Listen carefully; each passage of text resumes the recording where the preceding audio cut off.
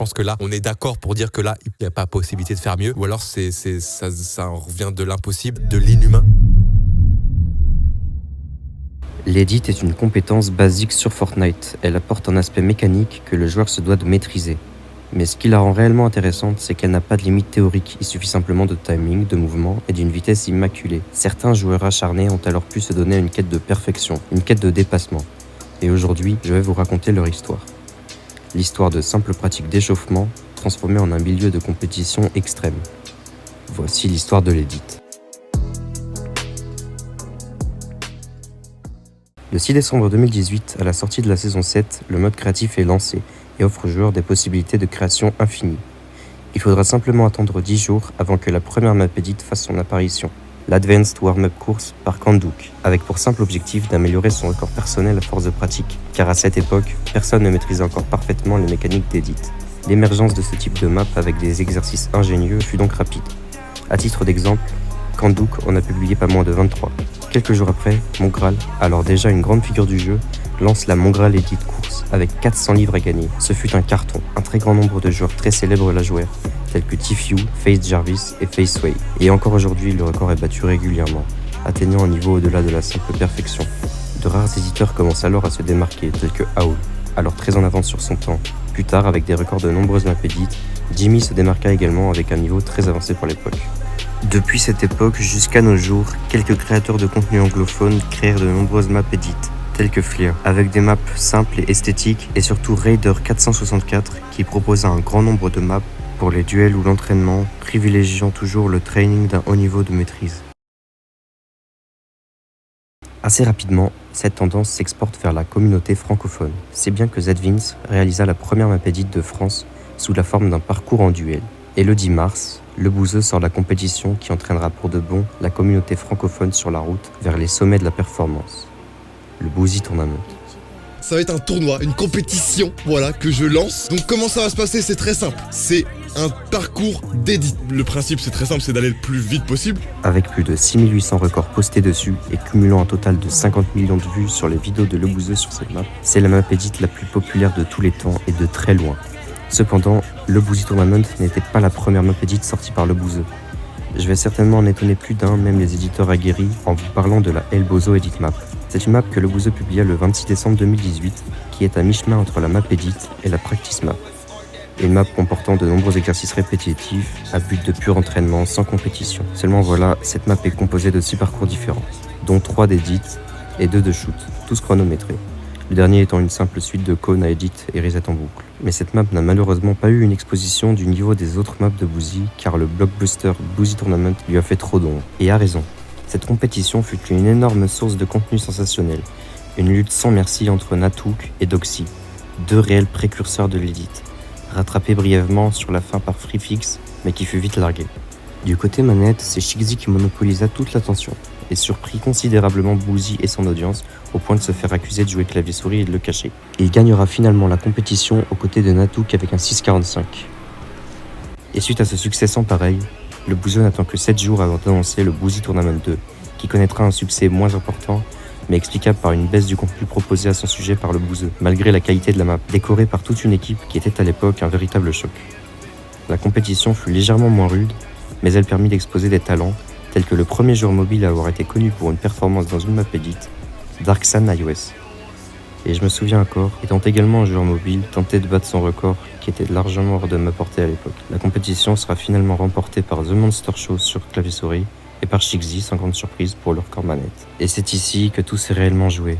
La communauté était alors très précaire et l'esprit de l'edit n'était pas si répandu. Mais quelqu'un l'a attisé, et ce pendant encore longtemps après. Cette personne, vous la connaissez sûrement. C'est Traki.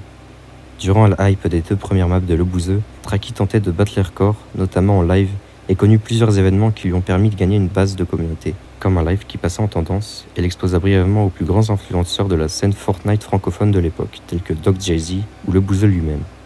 Traki a donc eu beaucoup de chance sur ses débuts, et il a profité de cette communauté naissante et du concept innovateur et très exploitable des maps edit pour en poster à son tour. Naquirent alors la Traki Map Edit dans le même mois que le Bouzy Tournament 2 et le Traki Tournament en octobre 2019. Cette période est ancrée dans la mémoire et le cœur de la quasi-totalité de la communauté de l'edit. C'est à cette période que les plus grands influenceurs de ce milieu se démarquèrent. À cette période, que la communauté elle-même commençait à créer des compétitions ou à en battre les records, c'est à cette période que l'Edit explosa.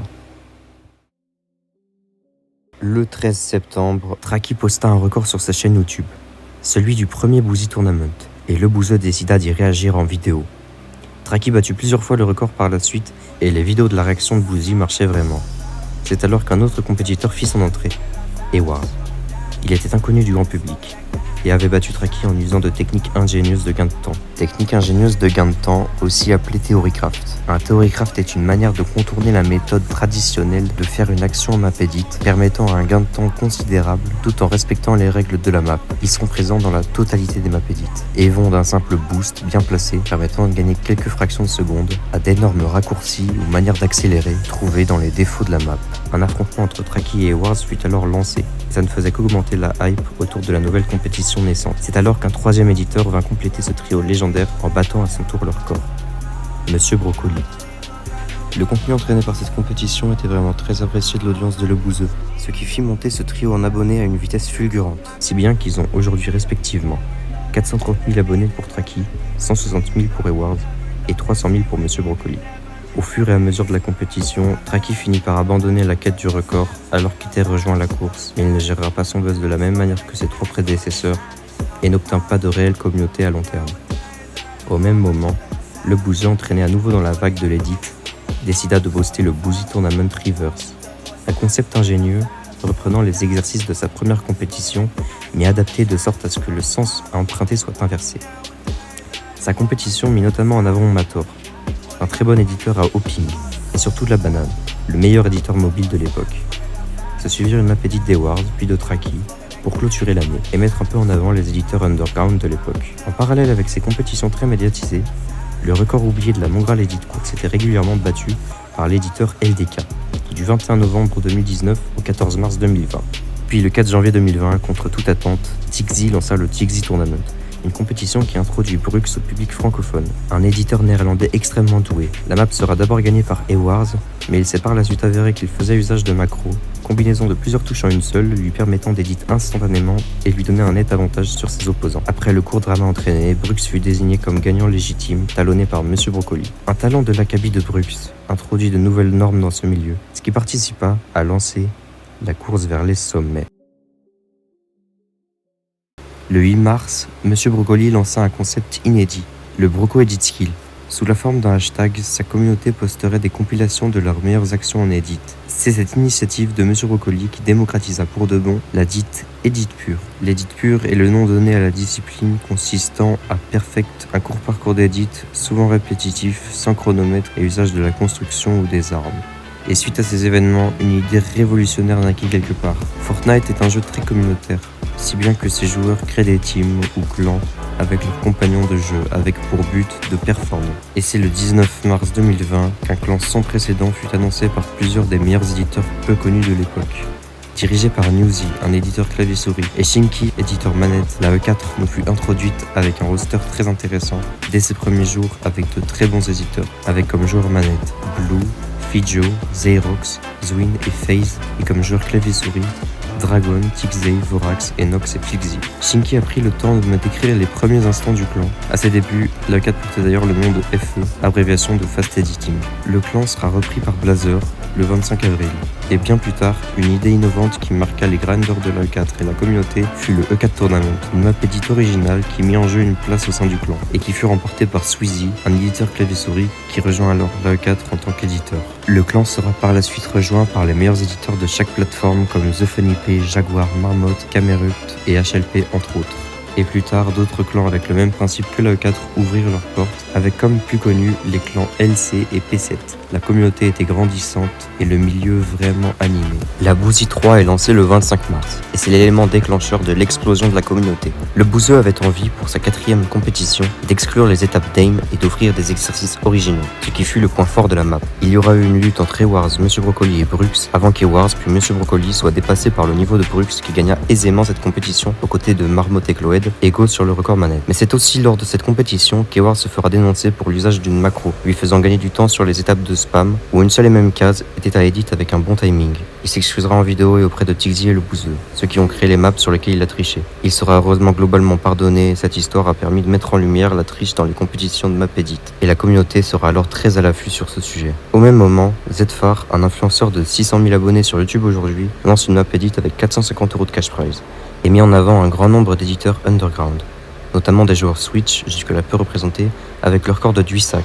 Elle permet aussi l'exposition de Mobile Player 412, malheureusement battu par la banane, qui remporta la compétition aux côtés d'Ewards et Marmotte. À la fin du Boozy Tournament 3, le bouseux sort un tout nouveau type de map edit très innovateur. Le 18 avril 2020, il poste le Boozy Tournament Duo, une map qui a pour concept d'avoir 2 parcours d'edit combinés et se rencontrant, et ne pouvant donc être complétés qu'avec 2 joueurs. Des duos se formèrent alors et cette map connut un réel engouement. Des connexions se formèrent au sein de la communauté et des éditeurs moins connus ont pu être exposés au grand public, comme Ziwa, un éditeur manette ayant fait le record de la map accompagné de Monsieur Reconnu, et Mator qui l'a fait avec Ewards. Cette map permet aussi l'exposition d'HLP, en duo avec La Banane, et qui deviendra, après que celui-ci ait arrêté le jeu, le meilleur éditeur sur mobile. Et au même moment, la E4 explose. Après l'arrivée de son nouvel owner, Blazer, un trailer sort le 25 avril, et le clan commence à prendre de plus en plus d'ampleur. Et c'est 20 jours plus tard que Monsieur Rocoli lance sa 2e édition du Broco Edit Skills, qui fut encore plus populaire que le précédent. La E4 devenue connue, on apercevait beaucoup de compilations d'édits purs avec le hashtag Broco Edit Skill 2 et Grind4 à cette époque, et ce pendant longtemps. En juin, Brux introduit la méthode du quad bind, qui sera utilisée par de nombreux éditeurs. Elle consiste à utiliser comme touche d'édit les boutons gauche et droit de la souris avec la confirmation en relâchant, accompagnée de 3 touches du clavier sans confirmation en relâchant, ce qui permet d'avoir un timing en 2 temps et répartir les edits entre 2 groupements de touches pour éviter de devoir edit trop rapidement d'une seule main. Le 11 août 2020, contre toute attente, LD, un joueur manette pionnier du fast edit, un style de jeu très populaire consistant à maximiser son nombre et sa vitesse d'edit lors de ses clips de build, lance une compétition, la LD Edit Course, qui permit d'introduire plus massivement la communauté des map edit au public anglophone. Cette compétition fut remportée par Brux, suivi de très près par The Funny P, estimé comme le meilleur éditeur de l'époque. Mais cet événement ne s'arrêta pas là. Très peu de temps après, Rift, véritable étoile montante du fast edit ayant percé sur YouTube à une vitesse démentielle, décida à son tour de lancer sa compétition. Et elle fut pleine de rebondissements, car c'est une map qui diffère de la norme. En effet, elle se joue en majorité sur des sauts parfaits et un timing sortant du domaine de l'edit, qui a permis à des talents plus cachés de se dévoiler. Je fais ici référence à Zeido, très reconnu dans la communauté et classé parmi les meilleurs éditeurs, mais jusque-là peu exposé lors des compétitions à cause de son ping plutôt élevé, qui ne lui permettait pas de tout à fait égaler les meilleurs. Note-Lu, qui est au même profil que Rift, lança également une courte compétition juste après. Malheureusement, cette euphorie avait un prix. Tant de hype autour d'une discipline entraînait ses adeptes à être investis, et ce souci de bien faire mena à un désaccord au sein de la E4, et le clan se fragmenta. Le 9 août 2020 naît alors la Yuzu. Avec le gros de l'effectif de la E4, le clan connut un départ légendaire, et paraissait comme un renouveau dans la communauté. Mais ses membres n'apprirent pas de leurs erreurs, et il s'éteint seulement 2 mois plus tard de la même manière que la E4. C'est l'événement qui, à mon goût, divisera la communauté et l'entraînera dans sa chute, à un moment où plus aucune grosse compétition ne sortait.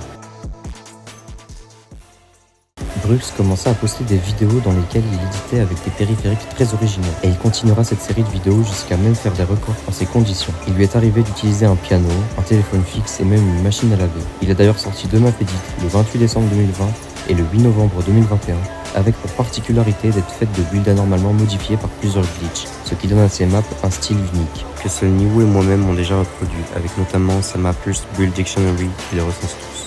Quelques éditeurs participaient à plein de petites compétitions à la chaîne depuis le début des maps edit, le plus notable d'entre eux étant certainement Dragon, qui rivalisait parfois avec les plus grands.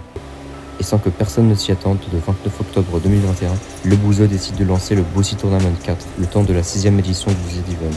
Il n'y eut malheureusement pas un si grand engouement autour d'elle, mais elle fut gagnée par Brux et Marmotte. J'ai d'ailleurs moi-même effectué le record mobile. Snaz a toujours été dans les meilleurs éditeurs et n'a pas adopté la méthode du quad bind, ce qui est un désavantage pour lui. Il arrive malgré tout à poster aujourd'hui des records d'un niveau extraordinaire, les runs les plus parfaits possibles sur toutes les maps les plus emblématiques. Pour conclure, je dirais que l'edit est arrivé à un moment où presque toute sa hype s'est dissipée. Mais comme on le sait, tout ça tient un peu de choses. Peut-être que dans quelques temps, une grosse figure de Fortnite décidera de lancer une map edit qui relancera la communauté pour de bon. C'est pourquoi j'aime penser que même si l'avenir de l'edit ne présage rien de bon, il y a toujours une lueur d'espoir.